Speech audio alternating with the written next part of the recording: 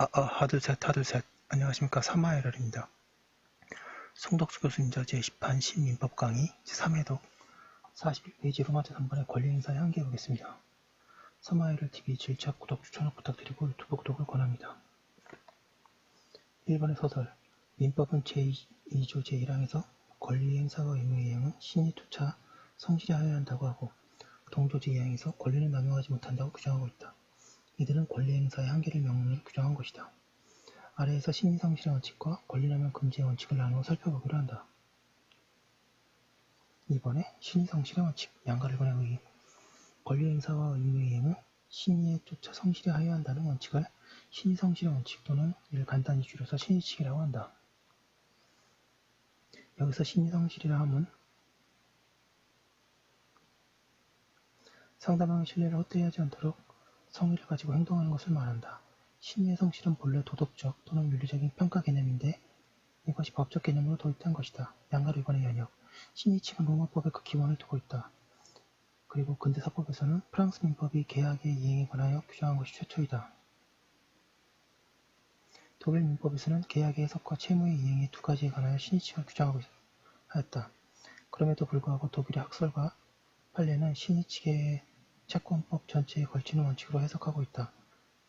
한편 그 뒤에 제정된 스위스 민법은 신의칙을 제2조 제1항에서 사법 전체에 걸치는 일반적인 모습으로 규정하게 된다. 그리고 일본 민법은 1947년 민법을 개정하면서 스위스 민법 제2조 제1항은 모방한 규정을 신설하였다. 우리 민법도 스위스 민법을 본받아 제2조 제1항에서 일반적인 모습의 신의칙을 규정하였다.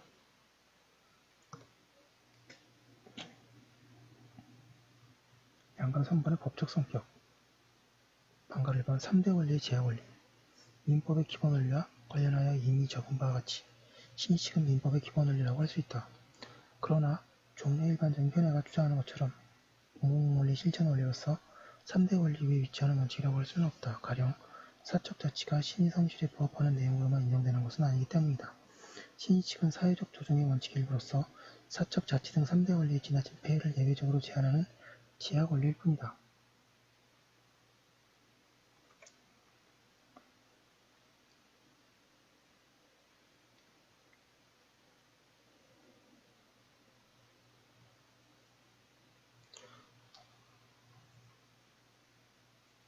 방가로 2번의 일반조항, 백지규정, 민법 제2조 1항은 일반적인 민법 규정들과는 달리 구체적인 요건이 규정되어 있지 않다. 그리고 법률 효과도 없다. 이와 같은 내용이 구체적으로 정해져 있지 않은 법률 규정을 일반조항 또는 백지규정이라고 한다.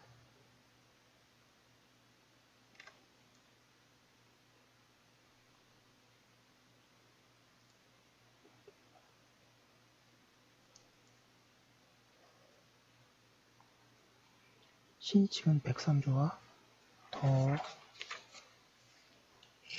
더불어 42페이지 가장 대표적인 일반조항이다. 이러한 일반조항의 내용은 실제의 재판에 의해 형성되어 간다. 그리하여 결국 신의칙의 구체적인 내용은 법관의 재량에 맡겨져 있다고 할 수 있다. 그렇지만 그것이 법관이 아무런 기준 없이 자의에 의하여 재판할 수 있다는 것은 아니다. 법관은 일반적인 법원칙, 사회의 정의관, 윤리관 등에 입각하여 판단하여야 한다. 그러한 의미에서 법관의 재량은 자유재량이 아니고 기속재량이라고 할 수 있다. 신의칙이 적용되기 위해서는 고의 과실이 요구되지는 않는다.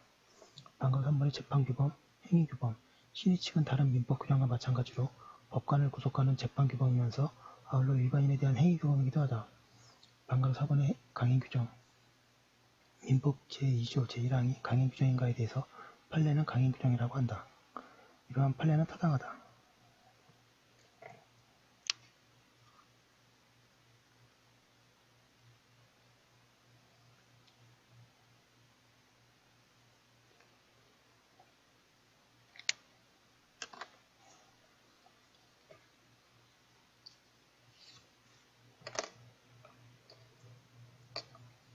판례 보겠습니다. 신의 성실의 원칙에 반하는 것은 강행규정에 위반되는 것으로서 당사자의 주장이 없더라도 법원이 직권을 판단할 수 있다.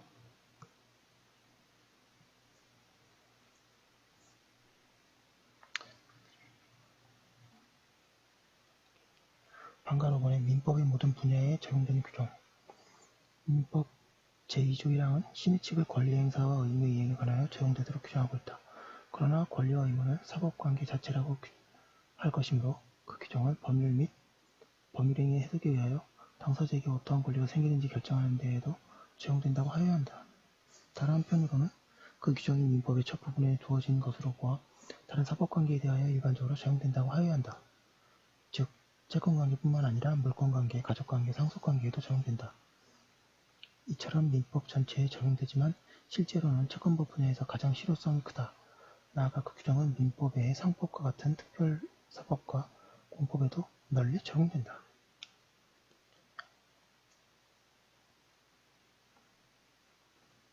일반 행정법률 관계에서 관청의 행위에 대하여 신의치게 허용되기 위해서는 합법성의 원칙을 희생하여서라도 처분의 상대방의 신뢰를 보호하니 정의의 관념에 부합하는 것으로 인정되는 특별한 사정이 있는 경우에 한하여 예외적으로 허용된다. 방가 6번에 권리남용과의 관계, 신의치가 권리남용 금지의 원칙이 어떤 관계에 있는가에 관해서는 견해가 대립하고 있다. 다솔은 권리행사가 신의성실에 반하는 경우에는 권리남용이 된다고 한다. 그런가 하면 방가 2번에 신의치과 권리남용 금지는 적용 국면을 달리한다는 견해도 있다.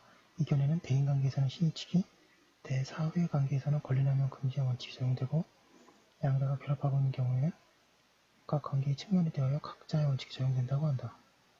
판례는 다수와 같은 권리행사가 신의성실의 원칙에 반하는 경우에는 권리남용이 된다는 입장이 있다.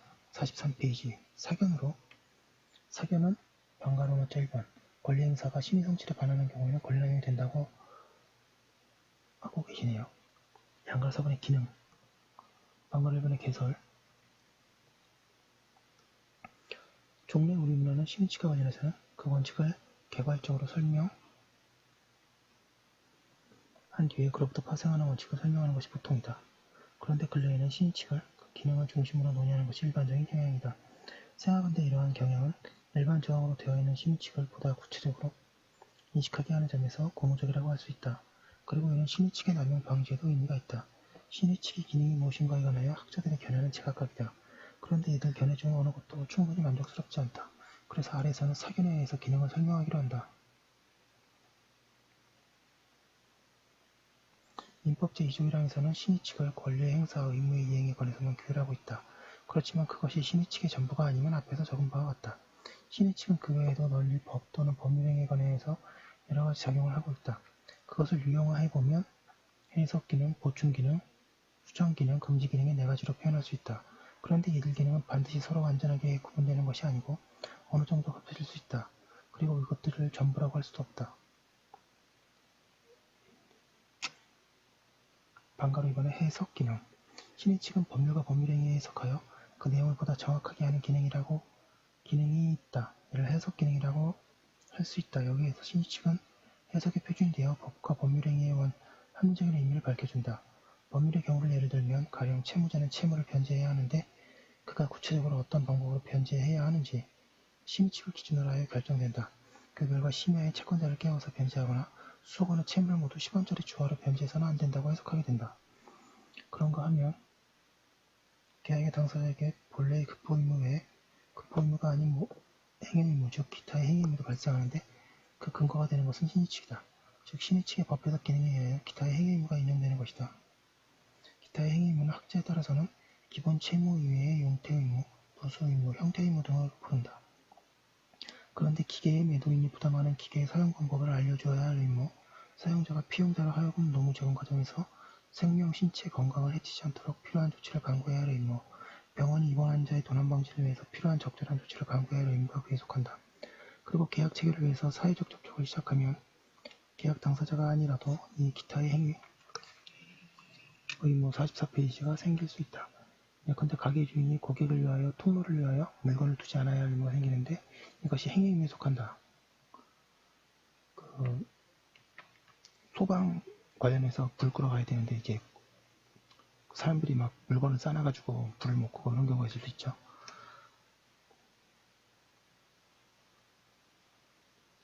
판례 보겠습니다. 부동산 거래에 있어 거래 상대방이 일정한 사정에 관한 고지를 받았더라도 그 거래를 하지 않았을 것이니 개원칙상 명백한 경우에는 신의성실의 원칙상 사전에 상대방에게 그와 같은 사정을 고지할 의무가 있으며 그와 같은 고지 의무의 대상이 되는 것은 직접적인 법령의 필요뿐만 아니라 널리 계약상, 관습상 또는 조리상의 일반 원칙에 의해서도 인정될 수 있고 일단 고지 의무의 대상이 되는 사실이라고 판단되는 경우 이미 알고 있는 자에 대해서는 고지할 의무가 별도로 인정될 여지가 없지만 상대방에게 스스로 확인할 의무가 인정되거나 거래 관행상 상대방이 당연히 알고 있을 것으로 예상되는 예외적인 경우가 아닌 한 실제 그 대상이 되는 사실을 알지 못하였던 상대방에 대해서 비록 알 수 있었음에도 알지 못한 과실이 있다 하더라도 그 점을 들어 추후 책임을 일부 제한할 여지가 있음을 변론을 하고 고지할 의무 자체를 면하게 된다고 할 수는 없다. 기록에 비추어 보면 이 사건 아파트 단지 내 118동 제 116동의 북서쪽으로 아파트 단지 바로 옆에 고등학교가 위치하고 있고 이 고등학교의 바로 뒤편 야산에는 재단법인 땡땡공원이 관리 운영하는 분묘 기수가 4,300여 개에 이르는 대규모 공동묘지가 조성되어 있는 사실을 알아볼 수 있는 바, 이 공동묘지의 존재 사실을 잘 알고 있었던 소의 회사로서는 이미 그 사실을 알고 있었던 수분양자들을 제외한 나머지 수분양자들에게 위와 같은 공동묘지의 존재 사실을 고지할 신식상의 의무가 있다고 할 것이다.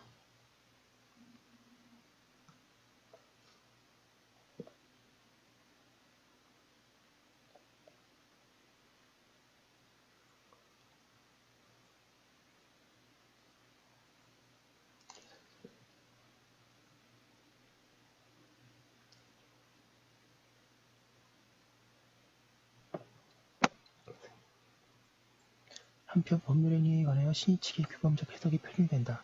이 때문에 규범적 해석은 상대방의 시각에서 의사표시의 의미를 탐구하게 되는 것이다. 법률행위의 보충적 해석에도 신의 측이 적용되긴 하나 그것은 다음의 보충 기능의 문제이다.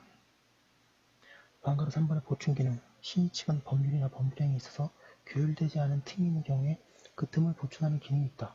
법률에 있어서 틈이 존재하면 법규의 정신 내지 취지에 의하여 보충되는데 그때 신의 측이 중요한 기능이 된다.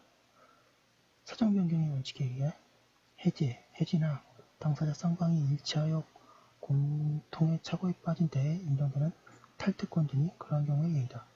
그리고 법률행위에 있어서 틈이 있는 데에는 보충적 해석이 행하여지는데 그에 의하면 관습과 임의법규에 의하여 보충되고 그것들도 없으면 재판 사정하에서 신의 측에 의하여 판단될 때 가장 적합한 결과가 탐구되어야 한다. 방가로 4번의 수정 기능 신의 측이 이미 명확하게 확정되어 있는 법률이나 법률행위의 내용을 수정하는 기능이 있다. 아주 사소한 채무 불이행을 이유로 계약 전체의 해지를 인정하지 않는 것은 해지 규정의 법률과 수정된 것이라고 할 수 있다. 사견에 의하면 당사자 일방의 동기를 45페이지 착오를 상대방이 신의 측에 관하여 악용한 경우에 제109조에도 불구하고 계약의 구속을 주장하지 못한다는 것, 대리권의 남용의 경우에 대리행위의 이유를 주장할 수 없다는 것 등도 그 예에 속한다. 한편 법률행위의 내용이 수정된 예로는 신체 침해를 당한 자가 손해배상 청구권을 포기하는 합의를 하였는데 후발 손해가 생긴 경우에 일정한 때에는 신칙상 합의의 이유를 주장할 수 없다고 하유한다는 것을 들 수 있다. 판례 보겠습니다. 판례는 계속적 보증뿐만 아니라 일반 보증에 있어서도 신의 측에 반하는 특별한 사정이 있는 경우에는 보증인의 책임을 합리적인 범위로 제한할 수 있다고 한다.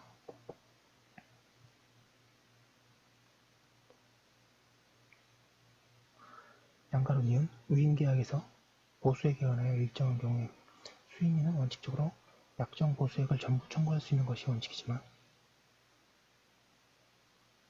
그 위임의 경위, 위임 업무, 처리의 경과와 난이도, 투입한 노력의 정도, 위임의 업무 처리에 인하여 얻게 되는 구체적 이익, 기타 변론에 나타난 재반 사정을 고려할 때 약정 보수액에 부당하게 과다하여 신성실의 원칙이나 형평의 원칙에 반한다고 볼 만한 특별한 사정이 있는 데에는 예외적으로 상당하다고 인정하는 범위 내에 보수액만을 청구할 수 있다. 방가로만의 금지 기능 신의 측에서는 구체적인 행위가 신성실에 반하는 경우에 그 행위 효과를 금지하는 금지 기능이 있다. 이는 어떻게 보면 앞에 세 기능이 구체적인 행위와 관련하여 작용하는 것일 수도 있다. 하지만 그 외의 것도 있을 수 있으므로 별개로 설명하는 것이 바람직하다. 민법 제2조 1항 명문으로는 이 경우에 대해서만 규정하고 있는데 학설들은 다른 기능도 인정하고 있는 것이다. 이 금지 기능에 의하여 채무 이행행위가 심성실에 반하면 채무 불이행으로 권리행사가 심성실에 반하면 권리남용으로 평가되게 된다. 선행행위가 모순되는 행위가 금지된다는 것과 그 중에 포함되는 실효의 원칙도 금지 기능에 의한 것이라고 할 수 있다.